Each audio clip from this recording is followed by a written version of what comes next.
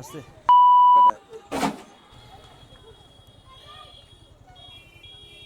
কি একটা দুর্ঘটনা হয়ে গেল ভাই। সিএনজিটা এই মেয়ে এত জোরে আয়ে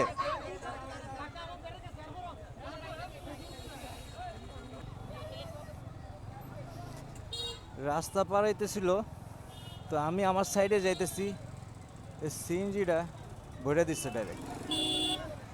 কেউ ব্যথা পাইছেনি ভাই, এটা আমার ভাই, এটা আমার আমার সাইলেন্সার ক্যাপ খুললা পড়ছে ভাই, ব্যথা পাইছেন?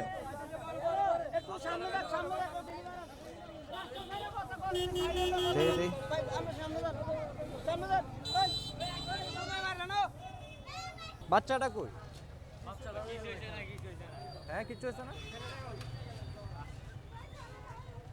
কারো গায়ে লাগছে নি?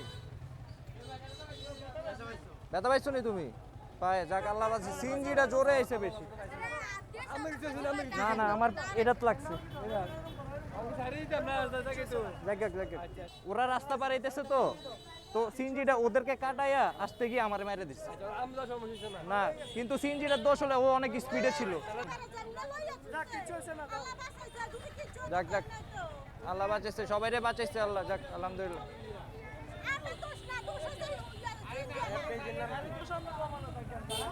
যাক ভাই, সাবধান।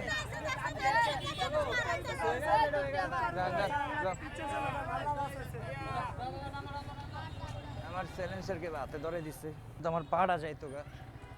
আল্লাহর অশেষ রহমত আছে, আমারও কিচ্ছু হয় নাই, বাচ্চাগুলোর কিছু হয় নাই।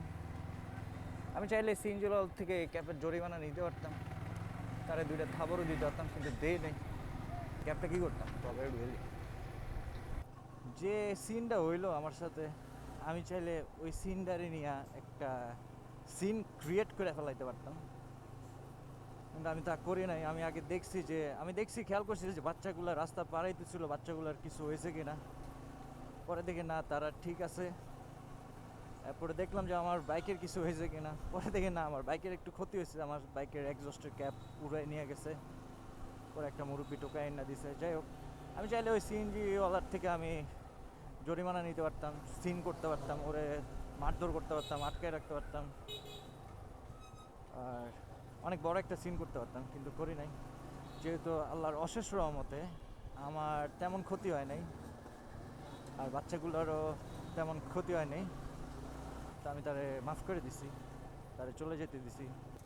আসলে সাবধানতার মাইন্ড নাই, তা আমি কখনো ভাবিও নাই যে একটা ছেলের খুব ভালো লাগতেছিল রাস্তা, ওর পুরো পরিবারের নিয়ে রাস্তা পার হইতেছে হাত দিয়ে দিয়ে, কিন্তু ওই সিএনজিওয়ালা ছোট মানুষ দেখে কি করছে, তার সিগন্যালটা মানে নাই, তারে কাটায় গিয়ে ওভারটেক করে এসে আমার ধুম করে মেরে দিচ্ছে।